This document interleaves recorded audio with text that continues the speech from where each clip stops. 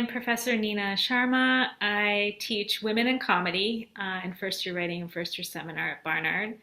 And I'm excited to give you a flash fiction prompt. My prompt derives from my comedy principle that I talk about in my classes. I like to shift from the idea of being funny to having fun. And I think that actually creates the most organic, natural, unforced, and frankly, the best humor on the page. So instead of thinking about, is this funny? Kind of shifting to, am I having fun?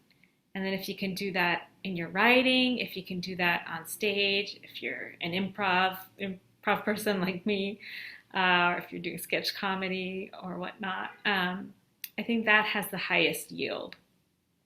So something I like to think about in particular when I think about shifting from funny to fun is that sometimes, or the type of fun that I'm interested sometimes isn't kind of fun in the traditional sense of the term. I'm thinking about uncommon notions of fun.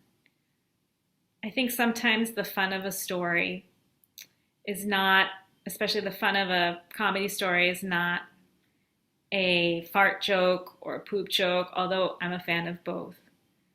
Sometimes the fun comes from a place where we're engaging with kind of the darker aspects of our lives, our vulnerabilities. Sometimes the fun, I say, is because we have survived. The fun of the story is that we've survived and that we are surviving.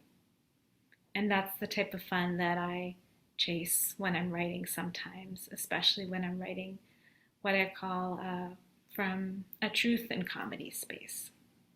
Using that old adage, truth and comedy. So I'll just say we're going to pursue some fun today with this prompt. And maybe the fun of your story is a fart joke, which, yeah, shout out to that. Maybe the fun of the story is that you've survived and that you are surviving. And maybe it's a little bit of both. A lot of my writing has a little bit of both. So here's the prompt. Okay, so I want you to think about, I think something that we have all survived in some way, form is rejection. So the prompt is to write on the theme of rejection. You can use the constraint of a rejection letter. Like you can write about a bad date. You can write about being rejected from, a submission from a magazine. And all you're simply doing is escalating the rejection to make a point. And so I'm going to just share my screen to share with you a model of a piece that does that well from McSweeney's. Yeah, so this piece by Mary Ann Barfield is a graduate school rejection letter as written by my anxiety disorder at 3 a.m. So I just want to read it over to think about how she heightens or escalates the rejection throughout the piece. I'll just read the first paragraph. Dear applicant, so she's using the format of a rejection letter. Thank you for your interest in our graduate English program. We reject to inform you that your imposter syndrome was woefully misdiagnosed and that we cannot offer you admission into our department at this time. We received many applications from well-qualified Pulitzer Prize winning candidates, but after a careful review of your work, we assign your application to the not even in the running for our wait list for the LOLs pile. So you can see already this sort of measured tone is starting to escalate with this more hyphenated articulation of why the applicant was rejected. Then admissions letters are difficult and complicated for faculty who evaluate applications, but no more difficult and complicated than the vast web of lies your professor have clearly been spinning about your talent and scholarly potential to keep from hurting your feelings. By reading between the lines in their letters of recommendation, we have determined that you are pathologically hypersensitive and that this is why your college boyfriend, Ben, probably broke up with you. We are all now 100% hashtag Team Ben.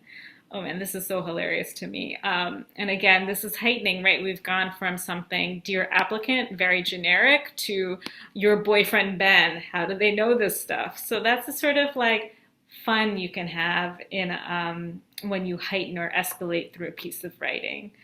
Yeah, so, and it goes on from there. Yeah, I'll stop sharing screen for now. That's the prompt.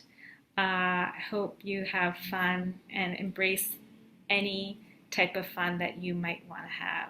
Just remember the fun of the story, no matter what. A poop joke, something deeper or more vulnerable is that you've survived and you are surviving and we are surviving together. So write on, have a lot of fun with the flash. Bye.